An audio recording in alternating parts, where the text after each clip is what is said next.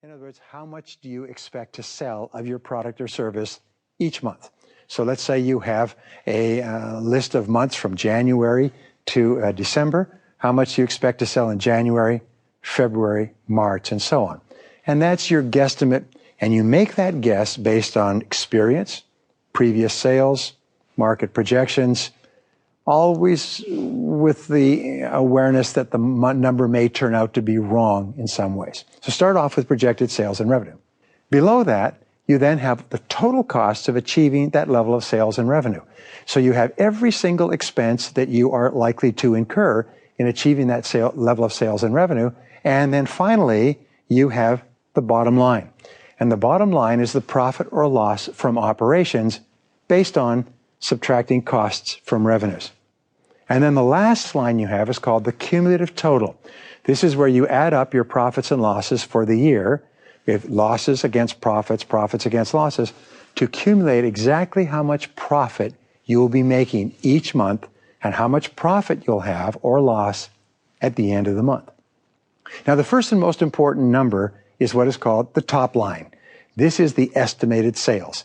Your ability to project this number with accuracy is absolutely essential to your business success. This top line is a result of your marketing and sales activities. It's a result of your experience, your knowledge, your input from other sources, and it's a very important number because that basically is the lifeblood to your business, sales and revenues. The key test, by the way, of the entrepreneur is your ability to project this number with great accuracy. I work with entrepreneurs and in their businesses, and every so often I find an entrepreneur who will tell you January, February, March, throughout the year, exactly how much they're going to sell, exactly how much that will cost, and exactly what the profits will be, and they are within 3 to 5%, month after month, quarter after quarter, year after year.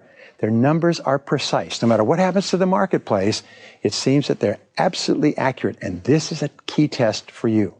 If you can't project these numbers with any accuracy, I'm afraid it means that you don't know what you're doing, which is a great danger. So you need 3 different numbers for the top line. You need a high sales estimate. In other words, if everything works perfectly, what's the maximum that you can imagine selling? If things are average, what will be your medium sales estimate? And if things take a longer time to get started, what will be your lowest sales estimate? And the rule is, especially in a business startup, is that your business should be profitable at your lowest sales estimate. Avoid the tendency to fantasize and imagine that you're going to have maximum sales from the starting point and build your business projections around that. Have high, medium, and low, and be sure that you'll be profitable at your lowest level.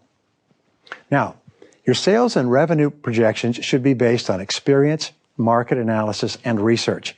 And the more experience, market analysis, and research you do, the more accurate you will become at projecting your sales. In the second part of budgeting, you include all the costs of operation. Now, this is important because if you're off on your costs, you can be completely off in your results. So you include, first of all the costs of purchasing or producing your product or service. This is often called COGS, C-O-G-S, or cost of goods sold. So the first number that comes off is the cost of acquiring the product, manufacturing the product, buying the product. That's the first number that comes off. So actually you have your gross sales, and then you have your net sales after all costs. Then you include all costs of sales and marketing.